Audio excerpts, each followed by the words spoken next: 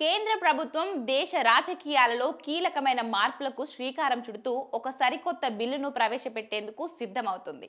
ముఖ్యంగా తీవ్రమైన నేర ఆరోపణలు ఎదుర్కొంటూ 30 రోజుల పాటు వరుసగా జైల్లో ఉంటే ప్రధానమంత్రి, కేంద్ర మంత్రి, ముఖ్యమంత్రి, రాష్ట్ర మంత్రి ఇలా ఎవరైనా సరే వారు తమ పదవిని కోల్పోవాల్సి వస్తుంది. అయితే బుధవారం రోజు ఇందుకు సంబంధించిన బిల్లును లోక్సభలో ప్రవేశపెట్టనున్నట్లు అధికార వర్గాలు వెల్లడించాయి. ఇక ఈ బిల్లును కేంద్ర హోంశాఖ బుధవారం రోజు లోక్సభలో ప్రవేశపెట్టనుంది. ఈ కొత్త చట్టం ప్రకారం ఎవరైనా ప్రజాప్రతినిధి 5 ఏళ్ల కంటే ఎక్కువ శిక్ష పడే అవకాశమున్న నేరంలో ఆరోపణలు ఎదుర్కొంటూ 30 రోజుల పాటు నిర్బంధంలో ఉంటే ఆ 31వ రోజు పదవి నుంచి తప్పుకోవాలి. ఒకవేళ స్వచ్ఛందంగా రాజీనామా చేయలేకపోయినా కొత్త నిబంధన ప్రకారం పదవిని కోల్పోతారు. ఈ నిబంధనలు ప్రధాన మంత్రితో పాటు కేంద్ర, రాష్ట్ర మంత్రులు, కేంద్ర పాలిత ప్రాంతాల ముఖ్యమంత్రులకు కూడా వర్తిస్తాయి. అయితే తీవ్ర అభియోగాలు ఎదుర్కొంటున్న మంత్రులని తొలగించడానికి ఈ నిర్ణయం రాజ్యాంగంలో ఇంతవరకు ఎలాంటి నిబంధనలు లేవని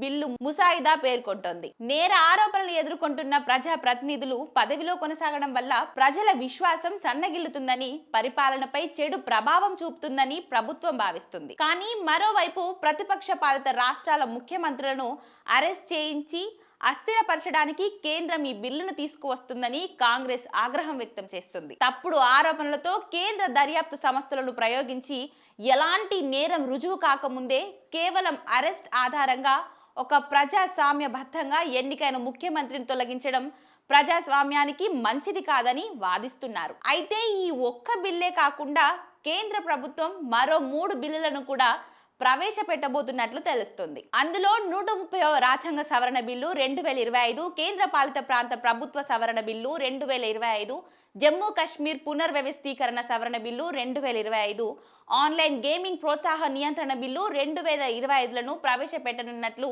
అధికార వర్గాలు వెల్లడించాయి. అయితే కొన్ని బిల్లుల్ని సంయుక్త పార్లమెంటరీ సంఘాలకు నివేదించనున్నట్లు లోక్సభ ఎజెండా చెబుతుంది. కొత్తగా ప్రవేశపెట్టనున్న జమ్మూ కాశ్మీర్ బిల్లు ఆ ప్రాంతానికి రాష్ట్ర హోదా కల్పిస్తుందేమో అని అంతా భావిస్తున్నారు. చూడాలి మరి. ఈ రోజు చర్చ తర్వాత ఇందుకు సంబంధించిన పూర్తి వివరాలను వెల్లడి అవుతాయి.